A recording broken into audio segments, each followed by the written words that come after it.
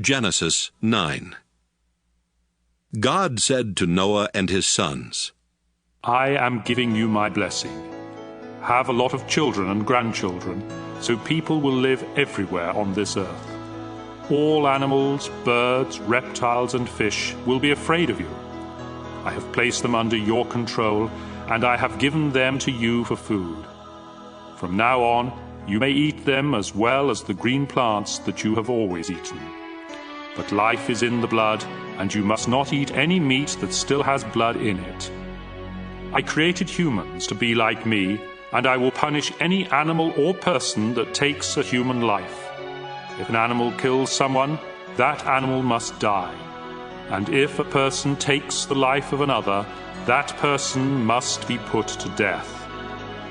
I want you and your descendants to have many children, so people will live everywhere on earth. Again God said to Noah and his sons, I am going to make a solemn promise to you and to everyone who will live after you.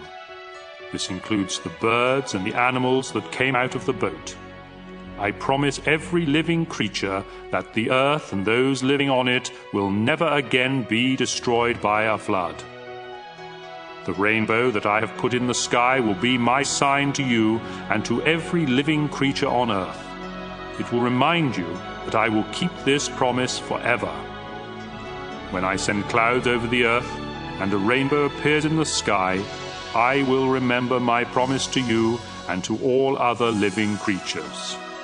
Never again will I let floodwaters destroy all life. When I see the rainbow in the sky, I will always remember the promise that I have made to every living creature. The rainbow will be the sign of that solemn promise. Noah and his sons, Shem, Ham, and Japheth, came out of the boat. Ham later had a son named Canaan. All people on earth are descendants of Noah's 3 sons. Noah farmed the land and was the first to plant a vineyard. One day he got drunk and was lying naked in his tent. Ham entered the tent and saw him naked, then went back outside and told his brothers. Shem and Japheth put a robe over their shoulders and walked backward into the tent. Without looking at their father, they placed it over his body. When Noah woke up and learned what his youngest son Ham had done, he said, I now put a curse on Canaan.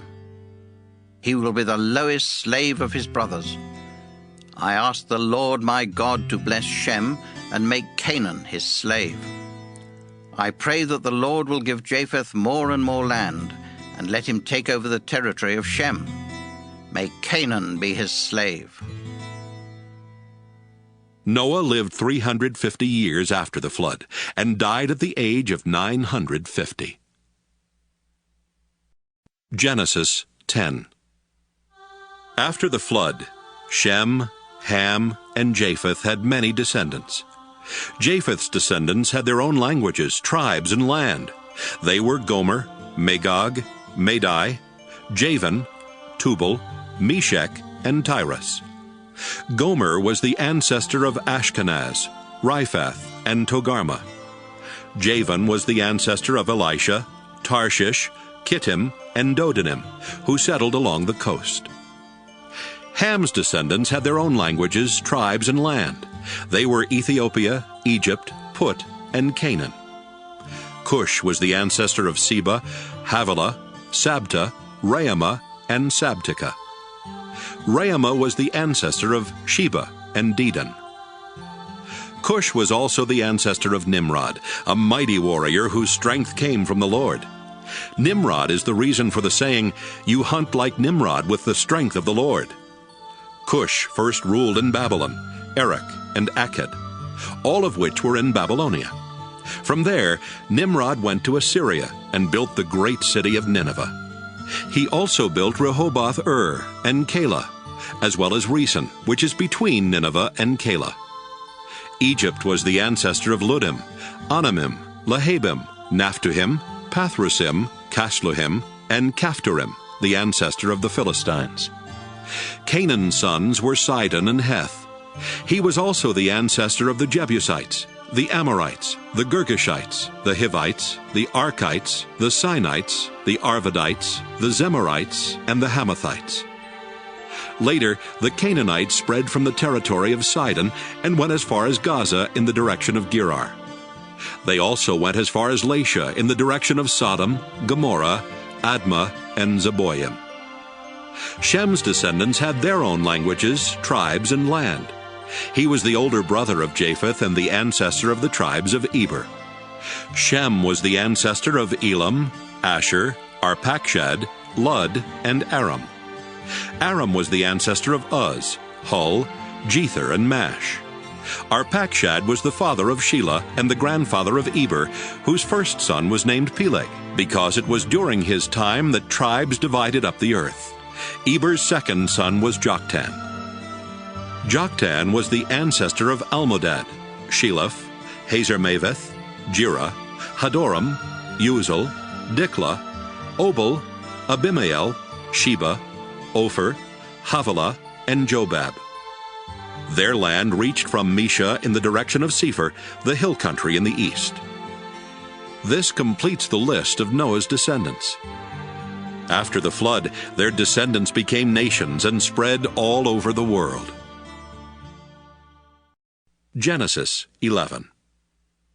At first, everyone spoke the same language. But after some of them moved from the east and settled in Babylonia, they said, "Let's build a city with a tower that reaches to the sky. We'll use hard bricks and tar instead of stone and mortar. We'll become famous, and we won't be scattered all over the world." But when the Lord came down to look at the city and the tower, he said, These people are working together because they all speak the same language. This is just the beginning. Soon they will be able to do anything they want. Come on, let's go down and confuse them by making them speak different languages. Then they won't be able to understand each other. So the people had to stop building the city because the Lord confused their language and scattered them all over the earth. That's how the city of Babel got its name. 2 years after the flood, when Shem was 100, he had a son named Arpachshad. He had more children and died at the age of 600. This is a list of his descendants. When Arpachshad was 35, he had a son named Shelah. Arpachshad had more children and died at the age of 438. When Shelah was 30, he had a son named Eber. Shelah had more children and died at the age of 433. When Eber was 34, he had a son named Peleg. Eber had more children and died at the age of 464. When Peleg was 30, he had a son named Reu. Peleg had more children and died at the age of 239. When Reu was 32, he had a son named Serug. Reu had more children and died at the age of 239. When Serug was 30, he had a son named Nahor. Serug had more children and died at the age of 230. When Nahor was 29, he had a son named Terah. Nahor had more children and died at the age of 148. After Terah was 70 years old, he had 3 sons, Abram, Nahor, and Haran, who became the father of Lot. Terah's sons were born in the city of Ur in Chaldea, and Haran died there before the death of his father. The following is the story of Terah's descendants. Abram married Sarai, but she was not able to have any children. And Nahor married Milcah, who was the daughter of Haran and the sister of Iscah. Terah decided to move from Ur to the land of Canaan. He took along Abram and Sarai and his grandson Lot, the son of Haran. But when they came to the city of Haran, they decided to settle there instead. Terah lived to be 205 years old and died in Haran. Genesis 12.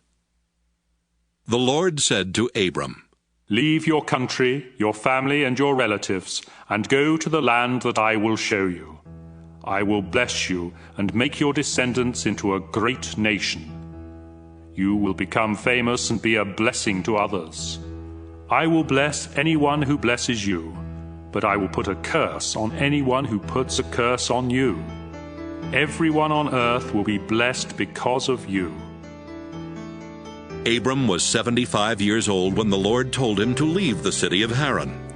He obeyed and left with his wife Sarai, his nephew Lot, and all the possessions and slaves they had gotten while in Haran.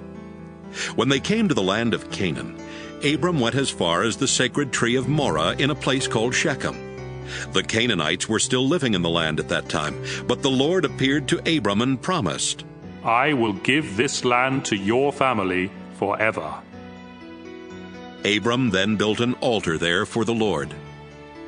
Abram traveled to the hill country east of Bethel and camped between Bethel and Ai, where he built another altar and worshipped the Lord. Later, Abram started out toward the southern desert. The crops failed, and there was no food anywhere in the land. So Abram and his wife Sarai went to live in Egypt for a while.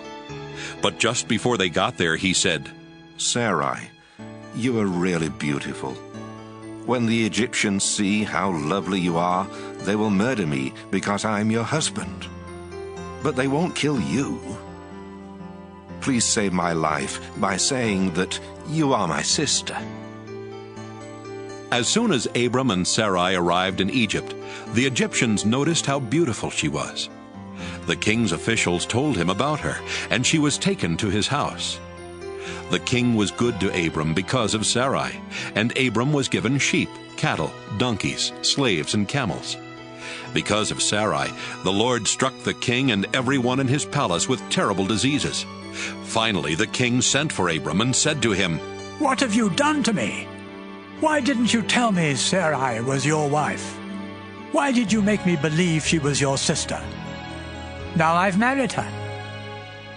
Take her and go. She's your wife." So the king told his men to let Abram and Sarai take their possessions and leave.